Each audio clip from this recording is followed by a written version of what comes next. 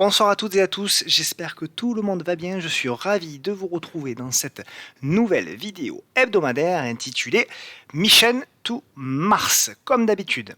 Avant de démarrer, le petit message d'avertissement qui stipule que le contenu de cette vidéo est à unique but pédagogique et informatif qui ne constitue en rien un conseil et que vous êtes seul responsable de vos investissements et de votre aide. Pour me suivre, vous en avez l'habitude sur Twitter, Tino-Trading, sur le groupe Facebook du podcast de la Bourse et la chaîne YouTube sur laquelle vous êtes où vous pouvez vous abonner et activer la clochette pour recevoir des notifications dès lors qu'une nouvelle vidéo est publiée. Pour celles et ceux qui veulent aller un petit peu plus loin, je propose salon formation et coaching, salon avec mon ami Michael Lambro et tout est disponible sur le site pepitortrade.com de mon ami Denis. Et d'ailleurs, il y a une session de formation qui est ouverte et qui aura lieu du 22 août au 2 septembre. C'est le soir de 20h à 22h. Donc tout est sur le site là aussi, pepitortrade.com. Allez, on attaque avec le programme du jour. Donc un programme un petit peu chargé avec pas mal de choses à se dire au-delà du programme des actions. Alors je sais que, comme je le dis, mais je répète parce qu'il y a la chance d'avoir des nouveaux abonnés, donc des gens qui regardent depuis peu les vidéos. Je sais qu'on a tendance à aller voir tout de suite les actions qui nous intéressent, mais le but de ces vidéos, c'est un but pédagogique. Donc le but, c'est de vous donner, de vous proposer du moins des techniques, des morceaux de techniques que moi j'utilise, que j'enseigne également, sur un peu toutes les actions. Et donc en regardant un petit peu la manière dont je peux analyser ou je peux cadrer un plan, une stratégie de trading, même si l'action en elle-même ne vous intéresse pas, ça peut vous servir. Donc voilà, n'hésitez pas quand même à regarder d'autres actions que celles qui vous intéressent parce que ça peut vous servir. Et j'en profite aussi pour vous remercier pour vos nombreux likes, commentaires, les partages sur Twitter comme d'habitude. Franchement, merci beaucoup parce que la chaîne continue de progresser et c'est vraiment génial, merci beaucoup. Donc aujourd'hui, on a un programme assez chargé. On a du Airbus, du Nexity, Alstom, Hermès, Atos, Compagnie OD, XFAB, Worldline, Selectis, Engie, Aperam, Recticel, Ruby, GBL. Et puis aux États-Unis, on ira revoir Shopify, Walt Disney et Coinbase. Voilà, allez, on attaque. Donc programme chargé. Ça va être peut-être un petit peu plus long parce que pas mal de choses à se dire, mais je pense que ça va être une vidéo très intéressante cette semaine. Allez, avec le CAC 40. Alors, le CAC 40, comme d'habitude, donc on avait la chute. Donc maintenant, au fur et à mesure du temps, on n'a plus besoin forcément de revenir avec le bull market qu'il y a eu entre 2018 et 2020. Donc on va démarrer directement avec la crise Covid, le rebond, la consolidation, la cassure par le haut, la nouvelle consolidation et le démarrage d'un nouveau bull market. Bull market qui s'est achevé sur une épaule tête-épaule. On est allé chercher un niveau ici de support. On a fait un gros rebond et puis on a congestionné. On a fait une nouvelle grosse congestion ici.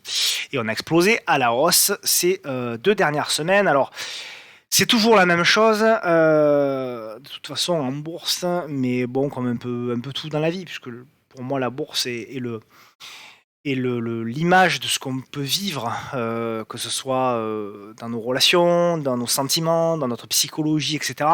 Et la psychologie de l'être humain se résume beaucoup dans ce qui se passe en bourse. C'est pour ça que c'est très intéressant et que moi j'adore ça. C'est maintenant que, alors que, souvenez-vous, on parlait, alors qu'on était dans cette zone, on parlait d'un rebond possible et que, voilà, il y avait beaucoup de messages très négatifs qui me disaient que c'était n'importe quoi de parler d'un rebond, on allait tout de suite aller, etc. Beaucoup plus bas. Et maintenant qu'on a fait le rebond et que pour moi on est, voilà, potentiellement un excès haussier, on est dans un excès haussier, pour moi, à court terme du moins, on est dans un excès haussier ici, qui peut durer, qu'on peut aller chercher encore des niveaux, on va le voir. Mais c'est maintenant que je reçois 3, 4, 5 fois plus de messages que dans la période en bas où les gens me disent oh, qu'est-ce que tu penses d'Hermès, qu'est-ce que tu penses de Schneider Electric, qu'est-ce que tu penses de tout ce qui a explosé ces dernières semaines. Alors que quand on était en bas, plus personne n'en voulait. Et c'est là où on doit À nouveau, redevenir prudent parce que j'ai lu encore, alors la semaine dernière tout le monde shortait, d'accord? Et moi je disais: «Il y a pas de signal short» et je vous l'ai dit la semaine dernière. Certes, c'est une hausse qui est étonnante, qui est spectaculaire. Est-ce qu'il y a un signal de short? On va regarder ensemble. Est-ce qu'on est en dessous de la M10? Est-ce qu'on a cassé la M10 à la baisse? La réponse, c'est non. Est-ce qu'on a fait ne serait-ce qu'une clôture au-dessous du plus bas de la veille? Clôture en dessus du plus bas de la veille, clôture en dessus du plus bas de la veille, d'accord? Clôture en dessus du plus bas de la veille, clôture en dessus du plus bas de la veille, clôture en dessus du plus bas de la veille, en dessus du plus bas de la veille, en dessus du plus bas de la veille. Bref, on est dans un mouvement très directionnel. Il n'y a aucun signal de short. Alors sur Twitter, c'est la guerre pour savoir qui aura la bonne résistance oblique. Alors moi, ça m'a tellement gonflé que du coup, maintenant, je mets une résistance oblique large, comme ça on n'en parle plus, parce qu'il y en a un qui a la résistance oblique là, l'autre la résistance oblique là. On s'en fout de ça. On s'en fout de ça. Ce qui compte, c'est le mouvement du prix. C'est le mouvement du prix. Parce que le signal de vente, il est peut-être là, au-dessus de la résistance oblique. On n'en sait strictement rien.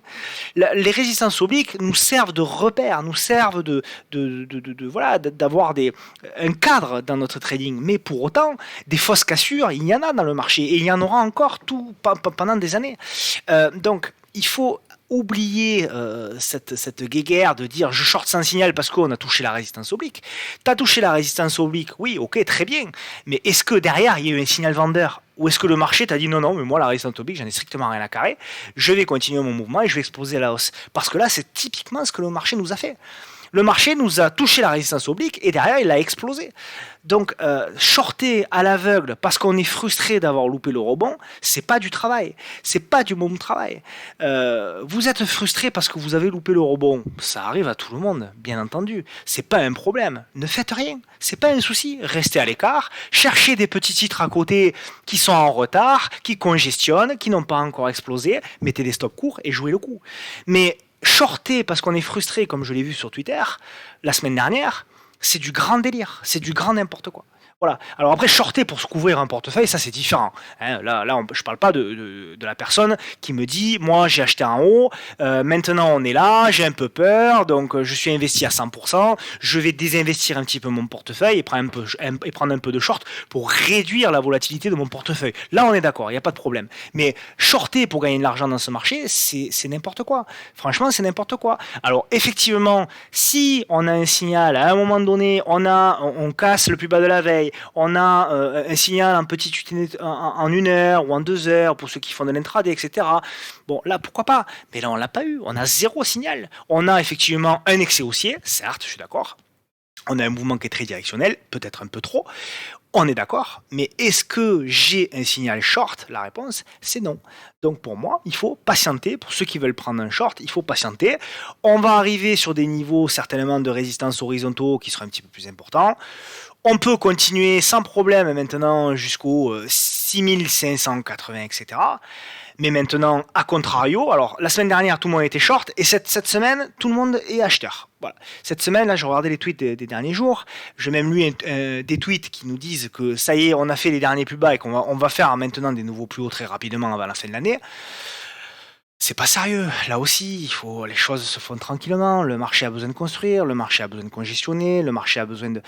Donc voilà, là, on a fait un beau premier mouvement. Si vous l'avez loupé, vous patientez tranquillement. Alors pour ceux qui jouent le CAC, hein, il y a des actions à côté qui sont en retard, on va en voir.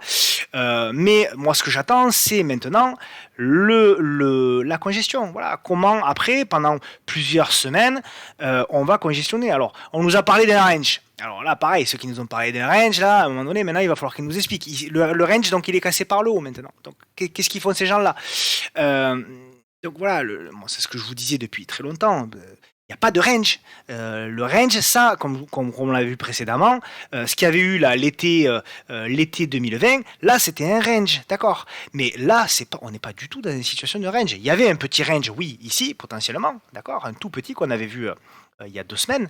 Là, il y avait effectivement une petite congestion en position de range, mais généralement, ça dure pas longtemps les ranges, surtout quand on trade à court terme et quand on fait du swing.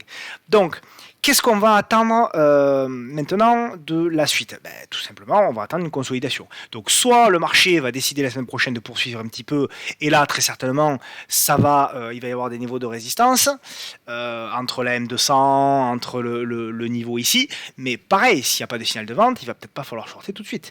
Mais en tout cas, moi, ce que j'aimerais voir, si potentiellement on a fait vraiment des plus bas et qu'on ne reviendra pas casser les derniers plus bas, pourquoi pas, après tout, on a le droit de le penser, hein, c'est pas un souci. Je dis juste que c'est peut-être un petit peu tôt pour l'afficher en grand partout. Voilà, c'est peut-être un petit peu tôt. On va attendre la construction. Ce qui va m'intéresser, effectivement, maintenant, c'est de dire, bon, on va avoir à un moment donné peut-être une congestion. Et là, effectivement, cette congestion, si on la casse par le haut, en effet, là, on pourra dire, ok, cette congestion, on la casse par le haut, donc là, on pourra jouer le deuxième mouvement. Mais là aussi, si cette congestion, pour une raison X ou Y, finalement, elle casse par le bas et qu'on commence à revenir, etc., ça sera mort. Voilà. Et là, on refera de nouveau plus bas. Donc, il va falloir attendre, il va falloir patienter. Alors, je parle sur le CAC, hein, sur les actions. Il y a des actions qui sont encore en retard, il y aura des effets rattrapage, etc.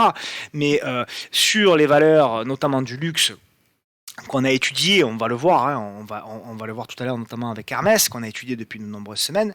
Pour moi, le premier mouvement, en tout cas, il est fait, quoi. Du moins, ça peut continuer à monter, mais le ratio gain-risque, il est plus bon pour rentrer. Donc voilà. Donc ce que je voulais vous dire, c'est que c'est très intéressant. C'est toujours de se dire, c'est pareil. Au niveau de la moyenne mobile 10, voilà.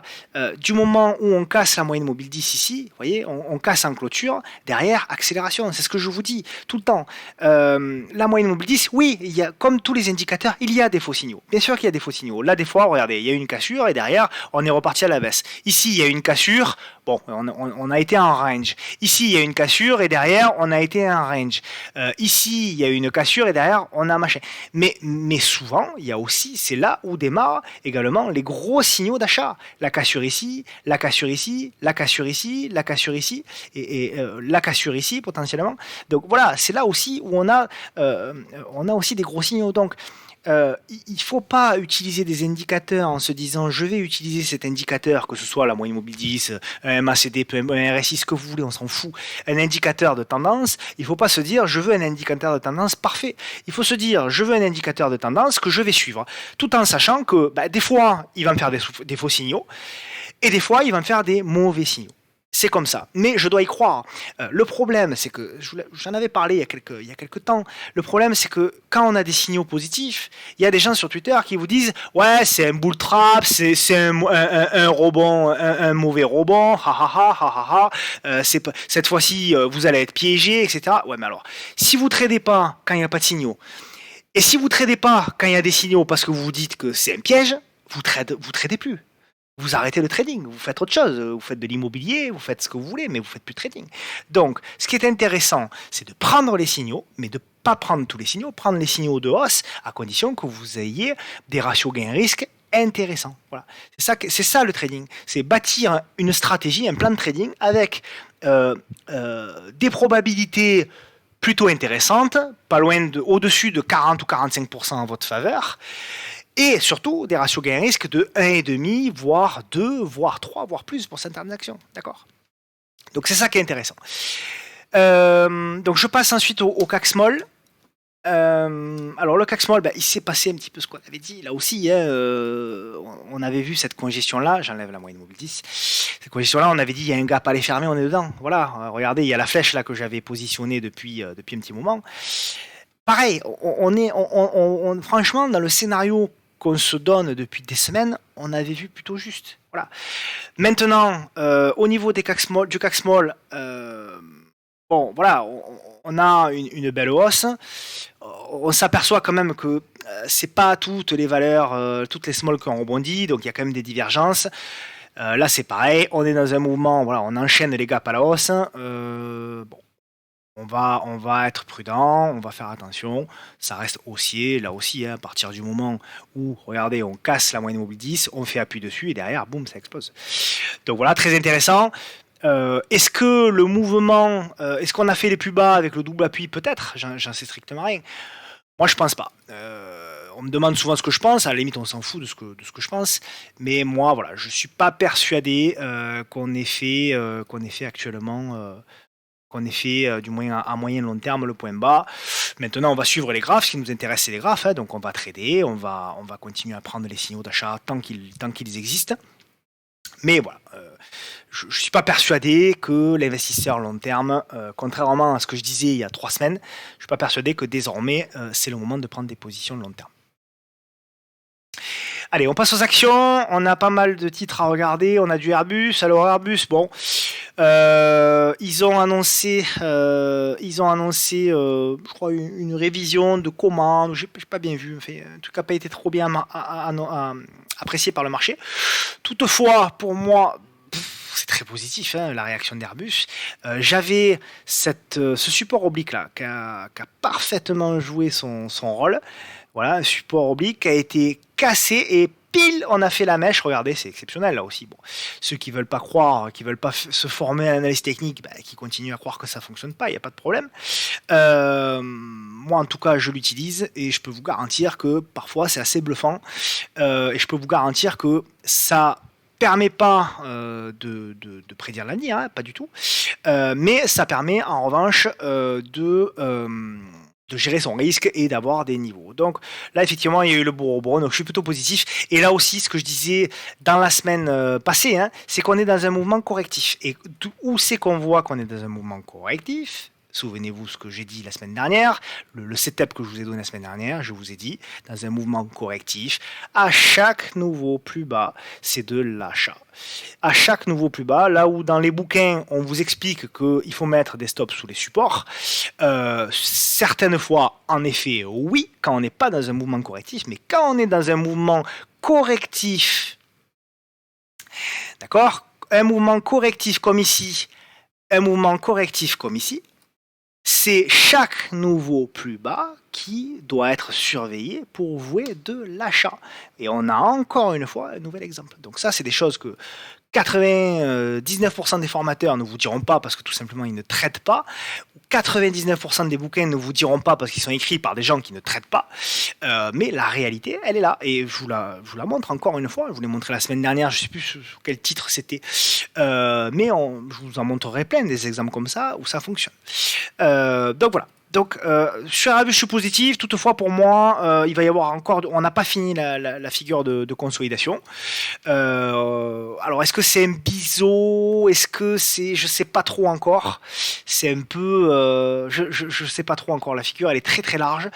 Après, pour moi, Airbus, c'est pas le genre de titre qu'on trade, hein, quand même, hein, parce que c'est assez violent. Ça part un peu dans tous les sens. C'est plutôt un titre à accumuler sur chaque nouveau plus bas pour moi, comme ici, comme ici, comme ici.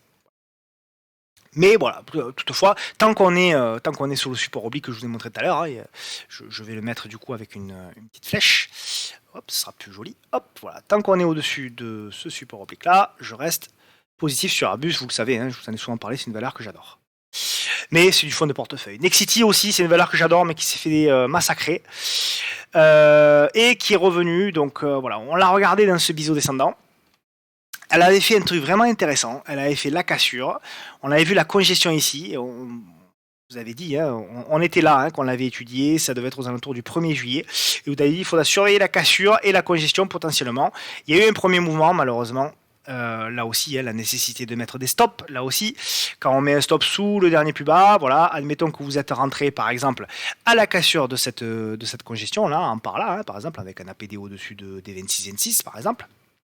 Eh bien, vous sortez avec une perte, certes, vous sortez avec une perte de 1,97%, alors que, et vous pouvez potentiellement jouer le support plus bas, alors que si vous n'avez pas mis de stop, aujourd'hui vous êtes à moins 9. Donc voilà. Par contre, ce qui est intéressant, il y a deux choses qui sont intéressantes. La première, c'est qu'on est revenu sur le support, donc 4e point d'appui sur le support. Pour les investisseurs, est-ce que c'est une zone où on peut commencer à accumuler une position pour ceux qui n'ont pas du Nexity? Pour moi, la réponse c'est oui. Maintenant, pour ceux qui veulent faire du trading, il faut attendre des signaux. Soit potentiellement, si on revient tester le bas du biseau, potentiellement plus bas, soit effectivement, s'il y a, on pourrait se dire que finalement c'est un pullback exagéré sur l'ancienne résistance, et là, potentiellement, on pourra tenter un signal d'achat. Pour moi, ouais, potentiellement, si on repasse au-dessus des 24,78 €, on pourra considérer que le marché veut repartir et ce sera plutôt positif. Donc voilà pour Nexity, même si c'est dégradé, c'est une valeur qu'on peut surveiller. Alstom. Alors, Alstom, c'est une valeur sur laquelle j'ai proposé un achat. Alors, je vais le montrer parce qu'après, on dit que. On dit pas, mais il y en a certains qui disent que c'est pas vrai ce que je raconte. Donc voilà, c'était un trade que j'ai proposé sur le salon. Donc j'avais proposé, vous voyez, un achat au-dessus de la petite bougie, voilà, qui est ici. Pourquoi? Parce que tout simplement, on était pour moi sur un support oblique. Et on avait une toute petite bougie. Donc on a touché le TP1, TP numéro 1 qui était à... TP numéro 1, pardon, qui était à... Tac, tac, tac, je vois pas très bien. Qui était à au-dessus de la bougie rouge, donc il devait être en par là. Donc le TP1 a été touché. Donc pour ceux qui sont dedans, je reste positif sur Alstom tant qu'on tient le support oblique. Et pour celles et ceux qui en ont pas, pourquoi pas jouer un retour sur le support oblique avec une quatrième touchette pour ensuite jouer la congestion et pourquoi pas la cassure par le haut. A contrario, si on casse le support oblique, qu'on revient ici et qu'on casse par le bas, là c'est terminé. D'accord ? J'aime bien ce qu'elle fait, Alstom. J'aime beaucoup ce qu'elle fait. Les résultats n'ont pas été extraordinaires, mais c'est une valeur qui m'intéresse à titre personnel. Donc je pense qu'il y a des choses à faire. Je pense qu'elle est pas encore en retournement, mais je pense qu'elle est en train de construire, qu'elle a construit un socle et qu'elle peut potentiellement faire ce genre de figure ici, là, venir congestionner, casser et repartir à la hausse. Mais c'est un scénario, hein, elle peut casser par le bas et là c'est terminé. Mais ce scénario-là, on peut le jouer là aussi avec un achat très, très dérisqué, proche du support pour jouer une opportunité long terme. C'est tout l'intérêt en fait, hein. C'est de jouer un mouvement potentiellement, si ça se passe bien, qui pourrait faire 40, 50, 60, 70%, 100%, avec un risque au départ qui est lui très petit, avec un stop au départ qui est très petit. Voilà, moi c'est ce que j'adore faire. Ensuite, on a du Hermès. Alors Hermès, bon, on la suit depuis tellement longtemps, on va arrêter d'en parler, parce que là, pour moi, le mouvement est fait. Alors c'est pareil pour Hermès, on rigolait, on en a reparlé la semaine dernière, mais de ce biseau descendant. Tout le monde dit, ouais, Tino, il trace que des biseaux descendants partout. Ben oui, mais là aussi, ça a bien fonctionné. Donc on a cassé les biseaux par le haut, on a fait la congestion, le pullback, et derrière on a explosé à la hausse. C'est très positif. Maintenant, voilà, on a fait un gros mouvement. On a fait un gros mouvement sur Hermès. Je pensais qu'on allait, ce que vous avez dit la semaine dernière, qu'on allait faire le pullback. On a fait un petit pullback. Mais alors, pour vous dire la force, hein, c'est qu'on n'est même pas revenu sur la zone de support ici. Donc c'est positif. On revient sur les 1300 €. Donc c'est très positif. Donc je reste positif sur Hermès. Maintenant, je pense qu'il va falloir souffler. Je ne sais pas si on aura la capacité de tenir le gap qui est ici. On va voir. Il y a à ce stade-là, maintenant, comme ça, il n'y a rien à faire sur Hermès. Voilà, il n'y a plus rien à faire sur Hermès. Le point d'achat, alors il n'était pas là. Potentiellement pour ceux qui sont agressifs, oui, mais pour moi, il n'était pas là. Pour moi, le point d'achat long terme, il était, comme je vous dis tout le temps, cassure de résistance oblique. C'est toujours le même setup depuis 2 ans maintenant que je fais la chaîne. Toujours le même setup. Je me répète semaine après semaine, toujours le même setup. C'est cassure de résistance oblique, on attend le pullback et la congestion, et quand on casse la congestion par le haut, en effet, là, on peut tenter quelque chose. Et ensuite, des fois ça se passe, des fois ça passe mal, mais au moins on a un ratio gain-risque qui est très intéressant. Donc voilà pour Hermès, donc pour ceux qui sont dedans, faut un petit peu alléger, et puis puis garder un reliquat, hein, porter un reliquat selon votre pru, ça peut être intéressant. Athos, on en a parlé la semaine dernière, je crois, ou la semaine d'avant, je sais plus. Pas mal ce qu'elle fait. Alors, c'est pas, hein, alors attention, hein, Athos, c'est à réserver aux gens qui ont de l'expérience. C'est pas mal ce qu'elle fait. Bon, elle revient sous résistance, elle fait une belle séance aujourd'hui, un petit peu de volume. J'aimerais, ce que j'attends d'elle la semaine prochaine, c'est la capacité de Athos, s'il n'y a pas de mauvaise nouvelle, parce que c'est une société qui a malheureusement tendance à annoncer les mauvaises nouvelles, mais la capacité de Athos à repasser et à tenir les 12 euros la semaine prochaine. Voilà. C'est la capacité de Athos pour moi la semaine prochaine de revenir, de casser et de faire ma petite congestion par là. Et là, ce qui va m'intéresser évidemment, c'est de jouer potentiellement le deuxième, la relance d'Athos pour aller jouer.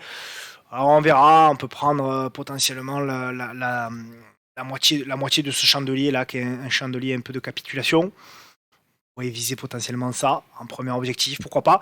En tout cas, pour le moment, il y a un peu trop de volatilité pour ma part, donc j'attendrai la congestion de Athos. C'est vraiment très prématuré. Ça sert à rien de se précipiter hein, sur un titre comme ça. Hein. Athos, elle a perdu depuis les plus hauts. Allez, ne serait-ce que les plus hauts de 2021. Elle a perdu 80%. Donc, pour revenir au plus haut de 2021, on ferait une performance de 541%. Donc, ne vous inquiétez pas, si Athos est en retournement long terme, même si vous ratez les 10-15 premiers pourcents, ne vous en faites pas, il y a encore de la place pour trader. D'accord? Donc voilà, pas de faux mots sur Athos, on est prudent, et si on trade, stop obligatoire parce qu'on reste sur une tendance baissière et on reste sur un titre qui fondamentalement pour moi, à ce stade, est dégradé, même si apparemment il y a un petit peu de mieux, ça reste un titre quand même très dégradé. Compagnie OD, donc titre intéressant, là aussi, on avait un titre, voilà, on l'avait tracé, hein, un titre avec un beau support oblique. On avait ici la cassure de la résistance oblique. On a eu derrière, on a eu la congestion en biseau descendant lui aussi. Et là, regardez un petit peu, hein, c'est toujours la même chose. Ce que j'adore, je vais la décaler un peu pour que vous voyez mieux. Voilà, on le voit bien ici, la magnifique congestion. On la voit bien, congestion qui se fait. Hop. Congestion qui se fait quasiment sans volume. Voilà. Vous voyez là, toute cette partie-là qui est en congestion, regardez. Hop. Et là, il y a quand même une journée où il y a plus aucun volume. Là-dedans, il n'y a plus aucun volume. Ça, c'est voilà, ce que je vous répète semaine après semaine, c'est des configurations que vous devez absolument rechercher. Pourquoi? Parce qu'elles vous offrent des ratios gain risque exceptionnels. Donc maintenant, est-ce que c'est l'opportunité du siècle de rentrer maintenant sur Compagnie OD? Pour moi, la réponse est non.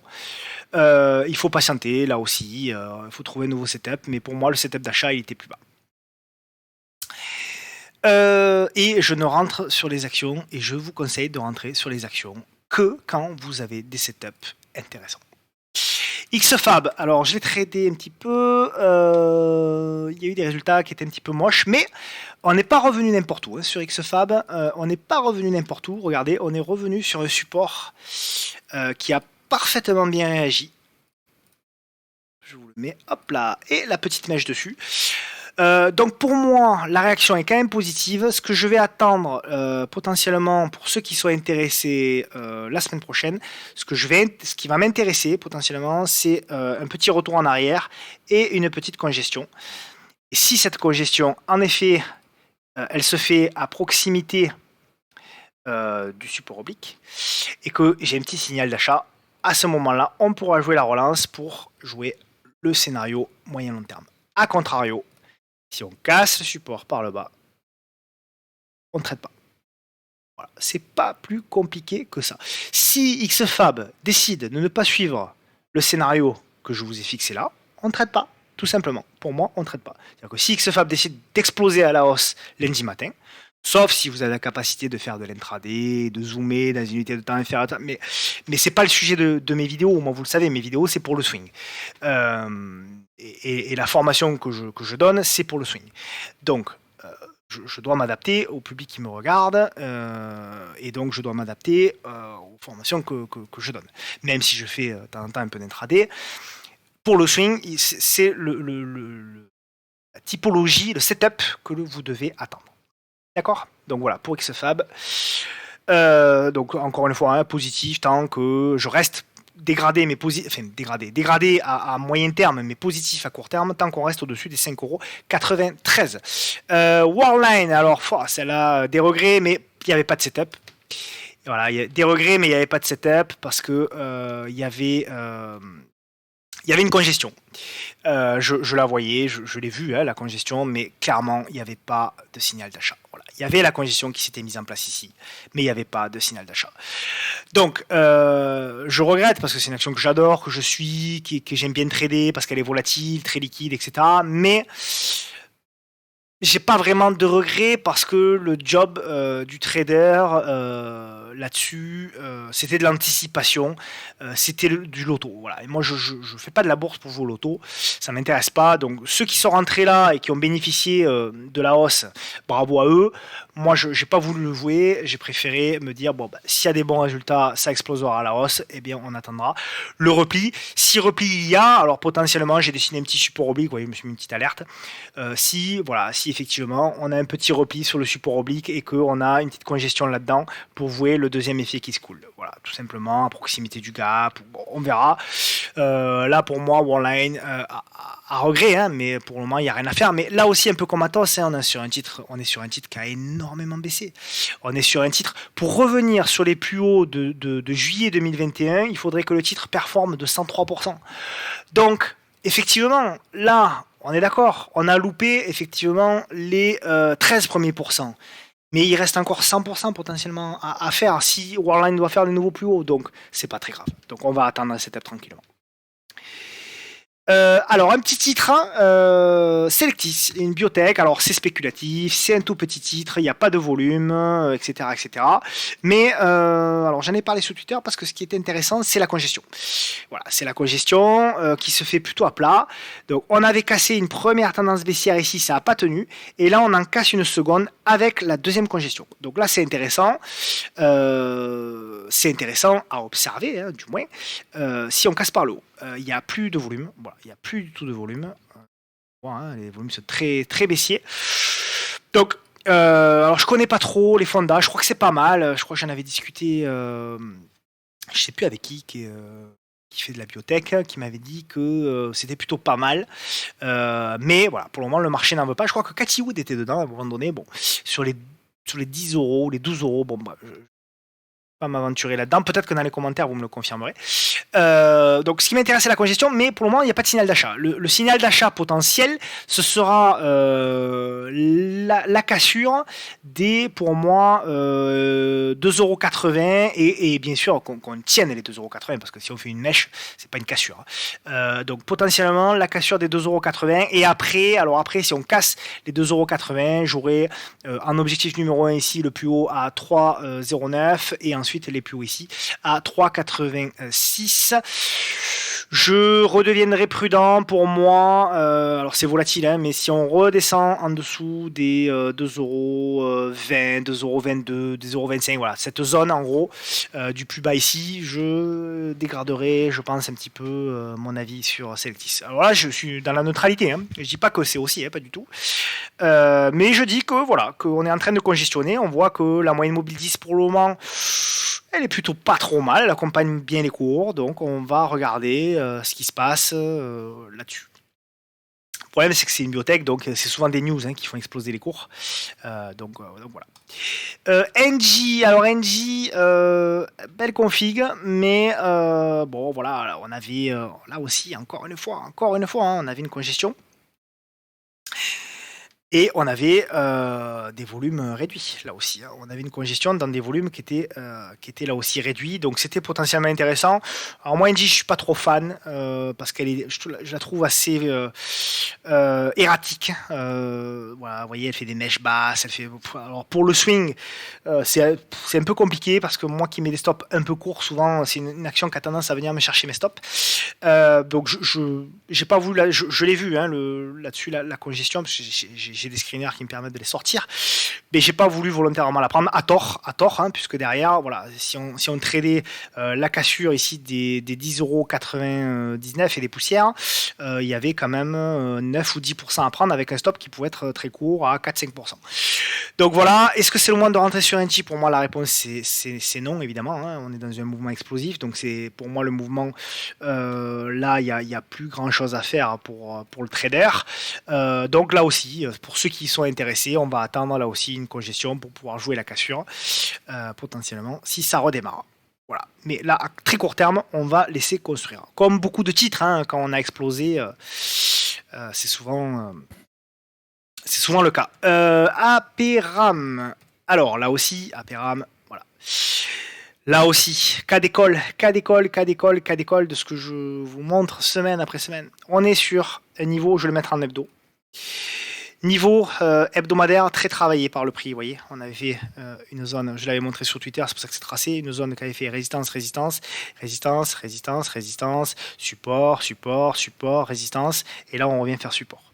Une fois qu'on est sur un support hebdomadaire majeur, le swing trader, qu'est-ce qu'il fait? Il rentre en unité de temps daily. Et en unité de temps daily, il attend quoi? Il attend.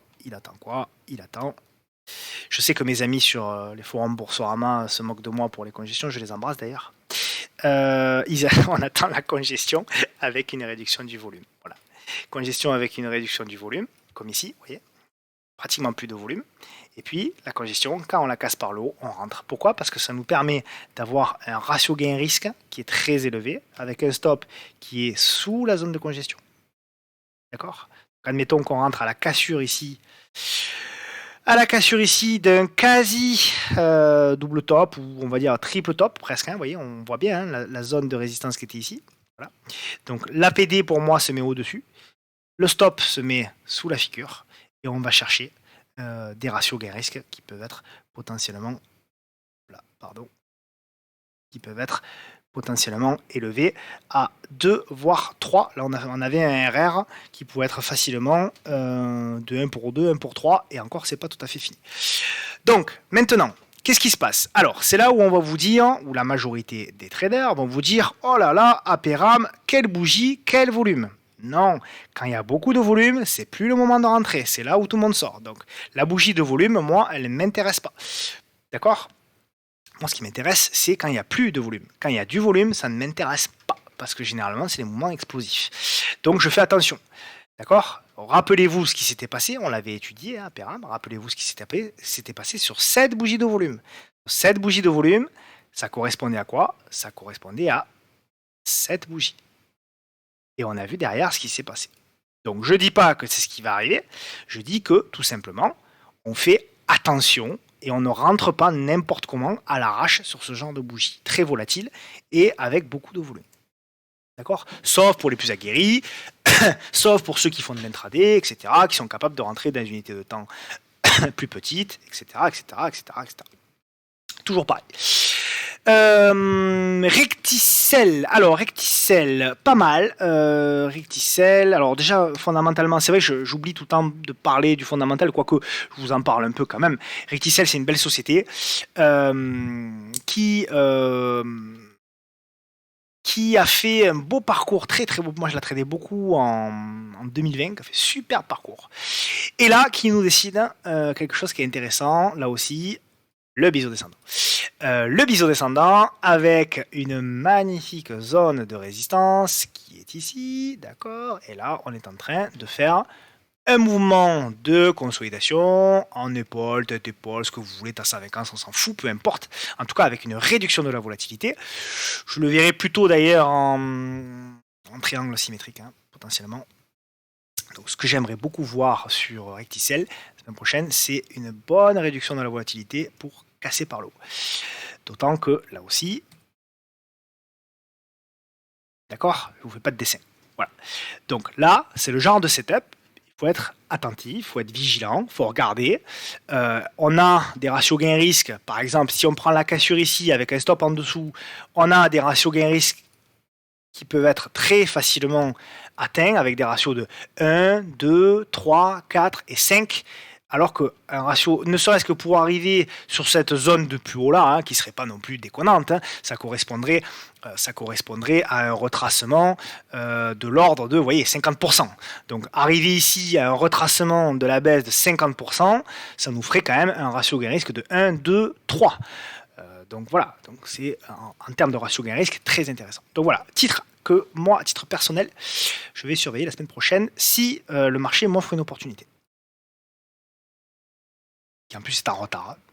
D'ailleurs, je pense que... alors, je remercie d'ailleurs la personne qui m'a gentiment cet après-midi envoyé un message pour me remercier d'avoir parlé du secteur bancaire, qui était le secteur qui n'avait pas encore rebondi, puisqu'apparemment il l'a joué. Donc là, c'est toujours la même chose. Là, ce qu'il faut identifier potentiellement, c'est les valeurs qui n'ont pas encore rebondi pour pouvoir jouer le rebond les prochains jours. Là, tout ce qui est le luxe, tout ce qui est tout ça, pour moi, voilà, il faut le mettre de côté maintenant. Là, il faut aller chercher les valeurs qui n'ont pas beaucoup rebondi, qui sont en retard sur les big, sur les mid, mais également sur certaines small de qualité, dont Recticel fait partie. Ruby, alors Ruby, on en a parlé, je suis très content parce qu'on en a parlé la semaine dernière, voilà. On était là et je vous avais dit quoi la semaine dernière? Reprenez la vidéo de la semaine dernière, je vous avais dit on a cassé, on fait le pullback et on va trader potentiellement la cassure de la congestion. Et encore une fois, on fait toujours, pardon, hein, je me répète, je sais, je vieillis, j'en suis désolé, mais en même temps, ça me permet de me répéter à moi-même aussi, de me faire le cours à moi-même, donc je m'excuse par avance, mais là aussi, on a toujours pareil, on a la cassure, le pullback, la congestion. Voilà, la cassure, le pullback, la congestion, et la congestion qui se fait avec très peu de volume. Bon là, ça fait un moment qu'il n'y a pas beaucoup de volume sur Ruby, je vous l'accorde. Donc là, je vous avais dit la semaine dernière, potentiellement, vous achetez au-dessus de la bougie. Reprenez la vidéo de la semaine dernière, c'est très exactement ce que je disais. Et je vous disais, vous achetez au-dessus de la bougie avec un stop en dessous et vous aurez un ratio gain-risque très court. C'est très exactement ce qui s'est passé. Et là, ceux qui ont suivi la stratégie la semaine dernière, eh ben, aujourd'hui, ils sont à plus 4. Ils ont pris un risque de même pas 2%. Potentiellement, ils ont déjà vendu la moitié, donc ils sont payés le risque. Ils mettent le stop au prix d'achat, par exemple, ici, voilà, prix d'achat, et ils laissent faire. Voilà. Si ils se font stopper, ils auront pris la moitié de leur gain. Et si, comment dirais-je, si Ruby décide de continuer et d'aller chercher le gap, c'était un gap baissier que j'avais tracé ici. Hop, là, et bien ils sont dedans. Et donc tout va bien. Voilà. Donc toutefois, je pense qu'on aura des zones de reflux avant, hein, notamment ici. Mais on verra. Donc potentiellement sur Ruby, si le retournement est acté, on va chercher la résistance, consolidation, on va chercher la consolidation pour aller chercher potentiellement l'entrée du gap. Donc ceux qui ne sont pas dedans, ils attendent une congestion, une consolidation. Je ne sais pas où c'est qu'elle aura lieu, hein. Si ce sera plus haut, si ce sera plus bas, on verra. Mais ceux qui ne sont pas dedans, moi je ne suis pas dedans, eh bien potentiellement, ils pourront attendre des chandeliers de congestion. Et puis on va terminer par GBL. Alors GBL, c'est une action que j'ai proposée à l'achat sur le salon. Voilà. Donc j'avais proposé l'achat au-dessus des 92. Donc on est très content. On a pris 2 TP. Je sais que certains abonnés du salon, qui je passe le bonjour, que j'embrasse, ont gardé un reliquat. Je conseille de le jouer également. Donc voilà, reliquat, maintenant vous mettez un stop, je mettrai un stop sur l'objectif nu, sous la bougie du jour, voilà, sous la bougie du jour potentiellement, au moins si ça revient en arrière, ben, vous avez pris les 2 TP comme c'était prévu, et si ça continue, ben, vous accompagnez potentiellement au-dessus de la M10, voilà, comme d'habitude, regardez encore, hein, cassure de la M10, pullback, deuxième pullback, et derrière explosion, magnifique, superbe. Pour ceux qui ne sont pas dedans, c'est plus le moment de rentrer, je suis désolé. Mais c'est plus le moment de rentrer. Là aussi, on avait une belle congestion qui s'était formée. C'est pour ça que j'étais intéressé. Plus repli sur le support. Donc là aussi, on avait un risque très peu élevé. Hein, regardez, il était affiché ici, c'était un risque de 2,15%. C'est pour ça que quand je me fais traiter de menteur, quand je dis qu'on met des stops à 2 ou 3% maximum, quand je me fais traiter de menteur, ben non, vous voyez, je le prouve semaine après semaine. Je mens pas, on met régulièrement des stops à moins de 3% pour viser des objectifs de 3, 2, 3, 4, 5, 6 dans un marché comme ça. Et puis ensuite, si ça veut aller plus loin, à ce moment-là, on porte la position. Shopify, on en a parlé également la semaine dernière, donc je suis très content là aussi parce que le scénario de rebond sur le bas de range. Donc on avait dit qu'on était là, on était dans un range. Voilà ce que c'est un range. Voilà. Ça c'est un range. Ça c'est un range. On voit bien la petitesse du range comparé à la volatilité habituelle du titre. Donc ça c'est un range. Et je vous avais dit quoi la semaine dernière? Vous avez dit vous avez deux possibilités pour rentrer d'après moi sur le titre. Soit vous rentrez sur le bas du range avec un signal. Et on avait une opportunité de marché, je vous l'ai montré. Soit on achète potentiellement à la cassure en haut. L'opportunité de marché, c'était quoi? C'était cette bougie-là, une bougie d'hésitation avec une faible volatilité. Et là, on pouvait tout simplement trader la cassure de la bougie avec un stop au-dessous de la bougie. Voilà. Et là, déjà, on aurait pris très rapidement, dès le lendemain, un gain de 10%. Et on pouvait d'ores et déjà alléger, mettre le stop au prix d'achat et laisser courir le reste de la position. Voilà. Donc je suis très content, le scénario a bien fonctionné. Walt Disney, alors c'est un titre que j'ai partagé, Walt Disney à l'achat, Walt Disney, voilà, alors moi je vous le montre, hein, Walt Disney, j'avais partagé sur Twitter, moi j'avais acheté la position, j'avais acheté ici, j'ai acheté ici, je crois que j'ai pris à 93, quelque chose comme ça, 93 ou 94, je sais plus, bon bref, peu importe. Je suis toujours dedans, on m'a demandé, hein, je suis toujours dedans, j'ai allégé 30% pour payer le risque, et puis j'ai le stop qui, alors je n'ai même pas mis de stop, je dis ça, mais en fait j'ai même pas mis de stop là-dessus. Potentiellement ceux qui veulent mettre un stop, pour moi c'est assez clair, c'est là, c'est la zone ici des 98-70, moi à titre personnel sur les US, je ne fais plus de swing, je ne fais que de l'investissement sur des gros replis, donc on m'a demandé un petit peu mes positions aux US, mes principales positions. Donc j'ai du Walt Disney, ma plus grosse position c'est PayPal. J'ai également un titre qui m'avait été donné, je sais plus par qui, peut-être il se reconnaîtra. C'est de l'Emergent Biosolutions que j'ai pris sur le repli ici, donc je suis assez content. Et en plus vous voyez là on fait la cassure et le pullback, donc ça va être intéressant de surveiller, hein. Emergent Biosolutions, je ne comptais pas l'analyser, mais puisqu'on y est, on l'a fait. Emergent Biosolutions, tant qu'on est au-dessus ici de la zone des 33,70 €, je reste positif. Donc voilà, et puis on va terminer par Coinbase. Qui est en train, alors non pas de nous faire un retournement, hein, donc c'est très baissier, mais qui est en train de nous construire un socle, ma foi, qui est en train de nous construire un petit socle, et qui même nous a fait un petit pullback ici sur la zone, donc c'est intéressant. C'est plutôt intéressant ce qu'est en train de nous faire notre ami Coinbase. Donc je reste positif tant que... Alors positif à très court terme, hein. Tant qu'on reste au-dessus, pour moi, du niveau des 49 $. Tant qu'on reste au niveau des 49, au-dessus des 49 $, je pense que c'est un trade qui peut être pris avec des objectifs en swing. Si on rentre ici, je viserai, alors il y a une zone de gap qui est ici, et ensuite je viserai les 50% de retracement, et je viserai ensuite la zone ici, vous voyez la zone qui avait fait support ici, toute cette zone ici. Voilà, je viserai ici. Donc là, c'est quand même, voilà, si on rentre par exemple aujourd'hui, avec un stop par exemple sous les 48, c'est un trade avec des ratios gain-risque très élevés, hein. Donc là, avec un bon money management, c'est le genre de trade qu'on peut tenter, hein, avec une taille de position adaptée. C'est le genre de trade que on peut potentiellement prendre. Voilà, et puis on terminera par Apple, comme d'habitude. Apple qui a cassé par le haut. Donc il s'est passé là aussi ce qu'on avait dit. On avait dit la cassure, le pullback, et derrière, poum, on a cassé par le haut. Bon, C'est stupéfiant, mais voilà, c'est l'analyse technique, hein, il faut suivre les graphes, donc ça reste très positif sur Apple, tant qu'on reste maintenant au-dessus des 150 $. D'ailleurs, maintenant, je vais effacer un petit peu tout, hein, faire un petit peu le ménage, hein, puisque ça s'est passé plutôt comme on l'espérait, même si moi j'en doutais, il faut être honnête.